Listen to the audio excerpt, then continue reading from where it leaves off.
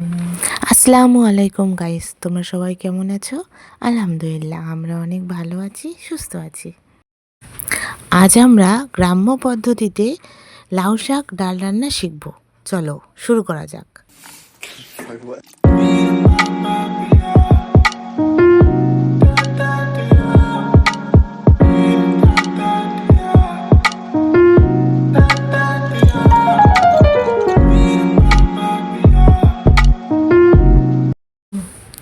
প্রথমে দেখো মা এখানে কি দিল, পেঁয়াজ, কাঁচা লঙ্কা। ডালটাকে প্রথমে ভালোভাবে ধুয়ে নিয়েছি, তারপর পেঁয়াজ, কাঁচা লঙ্কা, হলুদ, গুঁড়ো লঙ্কা, তারপর একে একে সবই মশলা দিয়ে দেবে। আদা রসুন বাটা ও তেল দিয়ে, অল্প পরিমাণে তেল দিয়ে মা এখানে হাত দিয়ে ভালোভাবে ডালটাকে মেখে নেবে। ডালটা কিন্তু হাত দিয়ে মাখলে টেস্টটা খুবই ভালো হয়। হাত দিয়ে মাখা ডালের খাওয়ার স্বাদই আলাদা। তারপরে একটু পরিমাণ মতো জলও দিয়ে দেবে সিদ্ধ হওয়ার জন্য। এরপরে উনুনে বসিয়ে দিলাম। ততক্ষণে ডালটা সিদ্ধ হতে থাক। লাউ শাক ও লাউয়ের ডাঁটাগুলো ধুয়ে নিয়ে রেখে দিই, ধুয়ে রাখলে সুবিধা হবে। এখানে দেখো লাউ শাক কেটে ধুয়ে রাখা হয়েছে। তারপরে লাউ শাক ও লাউয়ের ডাঁটাগুলো একে একে দিয়ে দেওয়া হলো। প্রথমে লাউ শাক দিয়ে রাখা হয়েছিল, সেটা আর দেখানো হয়নি। লাউ শাক দিয়ে তারপরে লাউয়ের শাকের সাথে লবণও দিয়ে দেওয়া হয়েছিল।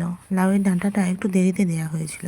এখানে একটা টিপস তোমাদেরকে বলে দিই, লাউয়ের ডাঁটা আর লাউ শাক একসঙ্গে কিন্তু দিয়ে দেওয়া যাবে না। লাউয়ের ডাঁটা যদি আগে দেওয়া হয়ে যায় তাহলে খুব বেশি সিদ্ধ হয়ে যাবে, খেতে অনেকটা ভালো লাগবে না। তাই লাউয়ের ডাঁটাটা একটু পরেই দিতে হবে। তারপর সিদ্ধ হওয়ার জন্য পরিমাণ মতো আবার পানি দিয়ে বসিয়ে রাখা হলো। এদিকে আমরা চলে এলাম শিলনোড়ায় সাদা জিরে বাটার জন্য। কোনো তরকারিতে শেষে যদি সাদা জিরে দিয়ে দেওয়া হয় তাহলে খুব স্বাদ আসে। এটা আমার মাই বলে যে কোনো তরকারির শেষে সাদা জিরে দিলে খুবই ভালো স্বাদ হয়। শেষে দিয়ে দিলাম সাদা জিরে, দিয়ে আমরা গরম গরম ভাতের সঙ্গে লাউ শাক ডাল পরিবেশন করা হলো।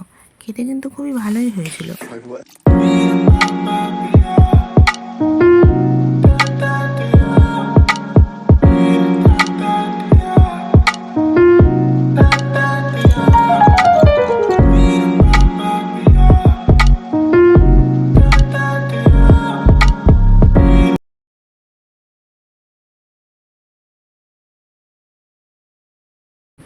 বন্ধুরা, তোমরাও এইভাবে বাড়িতে বানিয়ে নিতে পারো। খেতে কিন্তু খুবই ভালো লাগে এবং স্বাদও দুর্দান্ত হবে। চলো টাটা।